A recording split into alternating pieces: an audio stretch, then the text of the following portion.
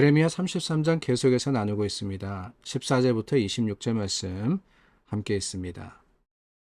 여호와의 말씀이니라. 보라, 내가 이스라엘 집과 유다 집에 대하여 일러준 선한 말을 성취한 날이 이르리라. 그날 그때에 내가 다윗에게서 한 공의로운 가지가 나게 하리니 그가 이 땅에 정의와 공의를 실행할 것이라. 그날에 유다가 구원을 받겠고 예루살렘이 안전히 살 것이며 이 성은 여호와는 우리의 의라는 이름을 얻으리라. 여호와께서 이와 같이 말씀하시니라. 이스라엘 집에 왕위에 앉을 사람이 다윗에게 영원히 끊어지지 아니할 것이며 내 앞에서 번제를 드리며 소제를 사르며 다른 제사를 항상 드릴 레위 사람 제사장들도 끊어지지 아니하리라 하시니라. 여호와의 말씀이 예레미야에게 임하니라. 이르시되 여호와께서 이와 같이 말씀하시니라.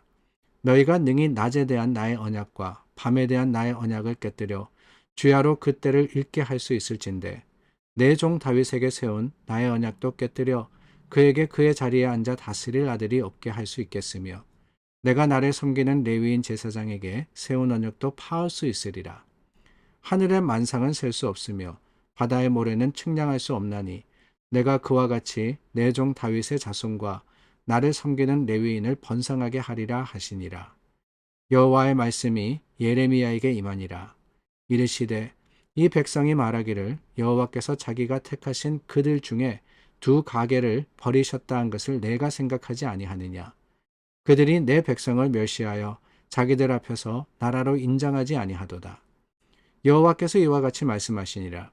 내가 주야와 맺은 언약이 없다든지 천지의 법칙을 내가 정하지 아니하였다면 야곱과 내 종 다윗의 자손을 버리고 다시는 다윗의 자손 중에서 아브라함과 이삭과 야곱의 자손을 다스릴 자를 택하지 아니하리라. 내가 그 포로된 자를 돌아오게 하고 그를 불쌍히 여기리라.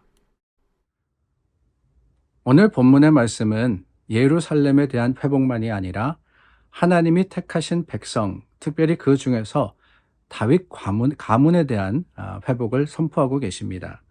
17절 말씀해 보니까 이스라엘 집의 왕위에 앉을 사람이 다윗에게 영원히 끊어지지 아니할 것이다 라고 하셨죠. 다윗의 왕족, 하나님은 다윗을 세우시면서 약속을 하셨습니다. 내 후손을 통하여서 이 나라를 영원히 세우겠다라고 말입니다. 그런데 여러분, 우리가 이스라엘의 역사를 잘 알고 있지 않습니까? 다윗을 이은 솔로몬, 근데 그 솔로몬 이후에 여로보암과 르호보암으로 인해서 이스라엘이 갈라집니다. 그럼으로써 북이스라엘과 남유다 분열 왕국이 되지 않습니까? 북이스라엘은 아수르에게 멸망하고 남유다의 멸망을 예레미야를 통해서 하나님이 선포하고 계시는데 그 남유다가 멸망하면서 사실은 시드기야에게 하나님은 마지막 기회를 주셨고 그런데 이스라엘이 회개하지 않음으로 인해서 시드기야로 인해서 이 다윗의 가문의 왕이 끊어지게 됩니다. 그러니까 하나님의 약속하신 다윗 가문을 통해서 왕을 세우겠다. 이스라엘 집의 왕 위에 앉을 사람, 그 사람을 끊어지지 않게 하겠다라는 것을 사실 우리가 실제적으로 보면은 시드기야에서 끊어진 겁니다. 근데 그럼에도 불구하고 하나님께서 회복시키시겠다라고 하시면서 왕위에 앉을 사람, 다윗의 가문의 사람이 계속해서 그 자리를 이을 것이다 라고 하신 것, 어쩌면은 잘 이해가 되지 않습니다. 그런데 여러분, 우리는 기억하지 않습니까? 그 다윗의 가문에서 누가 나오십니까? 예수님이 나시지 않습니까? 그래서 예수님께서 예루살렘 성에 입성하실 때 우리가 흔히 종려주일이다라고 이야기하면서 기념하는 그날 예수님을 향해서 사람들이 뭐라고 외쳤습니까? 호산나 다윗의 자손이여 라고 외쳤던 겁니다. 호산나 다윗의 자손, 다윗의 가문에서 나신 분이 바로 예수님이십니다. 근데 하나님께서 17절 말씀에 예언하신 이 말씀, 예레미야를 통해서 선포하라고 하신 말씀은 그러므로 그저 정치적인 왕이 다시 이스라엘을 다스릴 것이다 라고 하신 것이 아니다 라고 하는 거예요. 실제적으로 시드기야는 이스라엘 왕국의 마지막 왕이 되고 말았습니다. 이후에 70년이 지나서 바벨론으로부터 포로가 돌아왔지만 더 이상 이스라엘에게는 왕이 없었습니다. 근데 그럼에도 불구하고 하나님이 이 말씀을 하신 이유는 뭐냐? 다름이 아니라는 거예요. 오늘 말씀해 주시는 회복의 약속, 그 회복의 선포는 그저 단순하게 정치적인 회복이나 아니면은 경제적인 이 부흥 이런 것들을 이야기하는 게 아닙니다. 하나님은 이스라엘에게 영원한 나라, 또한 거룩하신 하나님의 아들 예수 그리스도의 임재를 선포하고 있는 거예요. 그러므로 여러분, 이 말씀이 얼마나 큰 위로가 됩니까? 이스라엘 백성들은 몰랐을 겁니다. 그러나 우리는 알고 있어요. 하나님께서 말씀하신 이 의미가 뭘까? 18절과 22절에서 주시는 말씀도 그렇지 않습니까? 내 앞에서 번제를 드리며 소제를 사르며 다른 제사를 드릴 때 레위 사람 제사장들도 끊어지지 아니하리라. 레위 사람을 번성하게 하리라 그랬습니다. 그러나 여러분, 예루살렘 성에 성전이 무너진 이유, 물론 바벨론의 침공 때 무너지고 그것이 스룹바벨에 의해서 다시 재건되지만은 그 말씀을 하나님이 하시는 게 아니에요. 그 스룹바벨 성전도 무너지고 헤롯 성전도 무너지지 않습니까?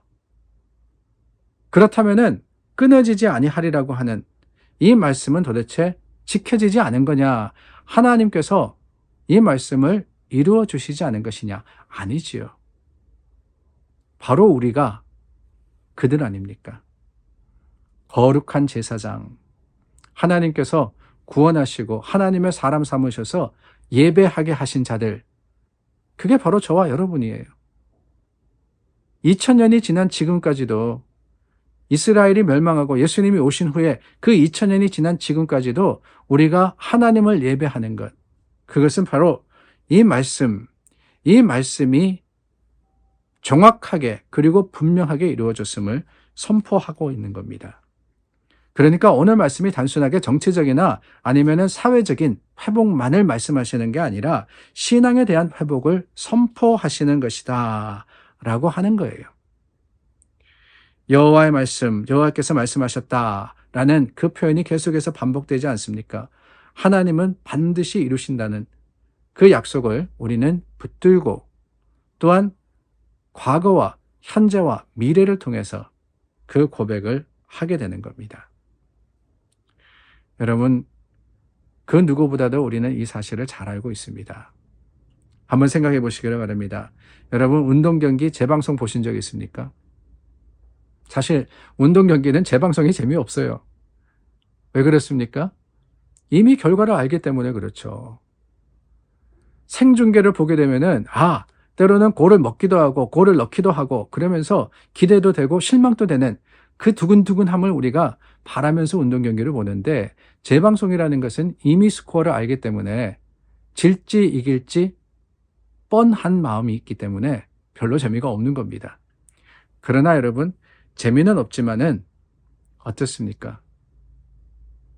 분명하기는 하지 않습니까? 예를 들어서 내가 응원하는 팀이 3대 0으로 지고 있습니다. 그런데 알아요. 결과적으로는 4대 3으로 역전해서 이길 거를. 3대 0으로 지고 있을 때 사람들이 야유를 합니다. 실망을 합니다. 그러나 상관없습니다. 왜요? 이길 걸 내가 알고 있기 때문에. 하나님의 말씀도 그렇습니다. 우리 인생은요, 하나님을 신뢰함으로써 반드시 승리할 것을 우리가 알기 때문에 우리는 어떤 상황 속에서도 실망하거나 좌절하지 않는 거예요. 하나님의 약속은 분명하기 때문에 그 약속이 반드시 이루어질 것을 아는 사람은 일희일비하지 않습니다. 잠깐 좋아졌다고 좋아하고 잠깐 힘들어졌다고 실망하고 그럴 필요가 없어요. 왜? 결과를 알기 때문에. 우리는 결과를 압니다. 하나님의 말씀 가운데 하나님께서 우리에게 약속하신 것이 반드시 이루어질 것을 확신함으로써 오늘 우리 믿음의 승리를 거두는 하나님의 백성들이 되기를 원합니다.